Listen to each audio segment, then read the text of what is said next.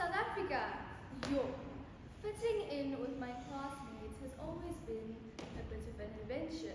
In primary school, being the only Indian girl in a grade with over 100 students, some might say that's quite a difficult position to be in. And trust me, it's as exotic as it sounds. Kind of like finding a unicorn in your backyard, but with more chai and less glitter. I felt like a Kruger coin, not to brag, but everyone wanted to be friends with me. However, they weren't quite sure how to pronounce my name. Sara was easy enough, but Khan, let's just say I've heard every possible mispronunciation from gun to can. I'm a can now. Coping with being the only Indian girl in my grade has taught me a lot.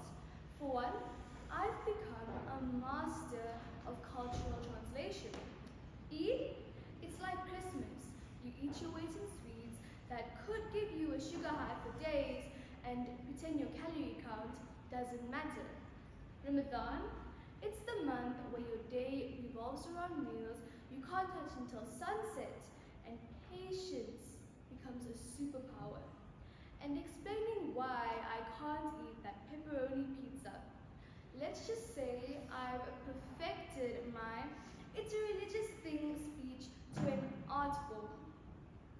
But beyond the funny misunderstandings and the occasional cultural faux pas, being the only Indian girl has made me resilient and proud of my heritage. I've learned to embrace my uniqueness and use it to bridge gaps between different cultures. In a world that often tries to put us in boxes, I've realized that I don't fit into any one category. And that's my superpower. Living in South Africa, I've discovered the beauty of diversity. My friends have introduced me to traditions I might never have experienced otherwise. I've done presentations in Chivenda, tasted the fiery delights of South African cuisine, and learned that Ubuntu, the spirit of togetherness, transcends all cultural boundaries.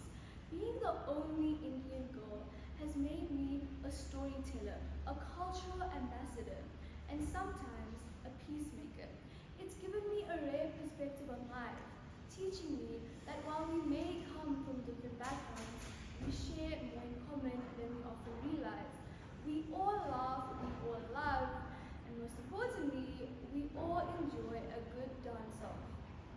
So here's to the journey of fitting in by standing out, to the power of resilience, and to the joy of discovering that our differences make us uniquely powerful.